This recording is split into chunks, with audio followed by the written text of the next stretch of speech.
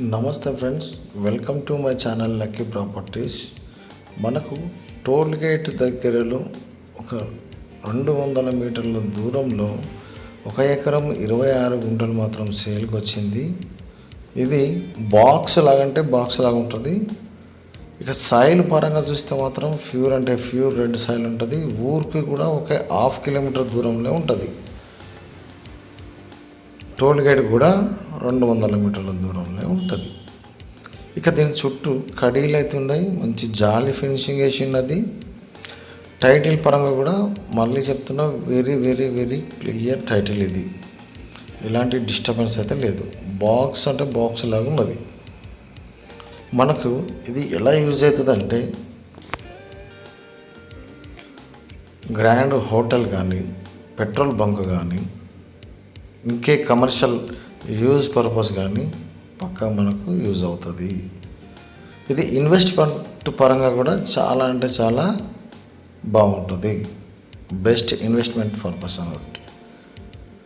ఇది road facing దరిదాపు 350 ఫీట్ల పైన ఉంటుందండి. క్రాస్ కూడా ఉండదు. ఎక్కడ 4 మూలలు బాక్స్ లాగా ఉంటుంది. ఇది నేషనల్ హైవే ఆనుకొని ఉంటుందండి. ఓకేనా. విలేజ్ కూడా అతి దగ్గరలో ఉంటుంది.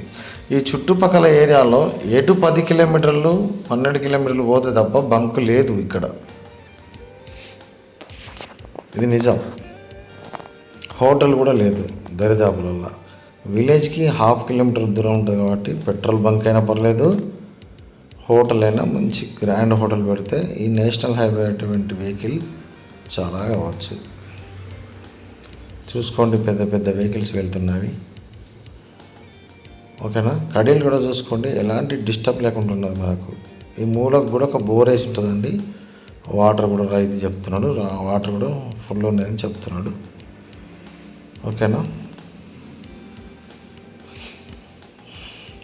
ఇది ఇక జనగాం జిల్లాకి అయితేనేమో ఒక 20-22 కిలోమీటర్లు వస్తుంది. హైదరాబాద్కి వచ్చేసి మాత్రం 90-95 కిలోమీటర్లు మాత్రం వస్తుంది. ఇంకో రకంగా చూసుకుంటే 85 కిలోమీటర్లు లేదా 82 కిలోమీటర్లు మాత్రమే వస్తుంది. ఇక సిద్దిపేటకు అయితే మాత్రం మనకు 45-48 కిలోమీటర్లు మాత్రమే వస్తుంది. ఓకేనా ఫ్రెండ్స్.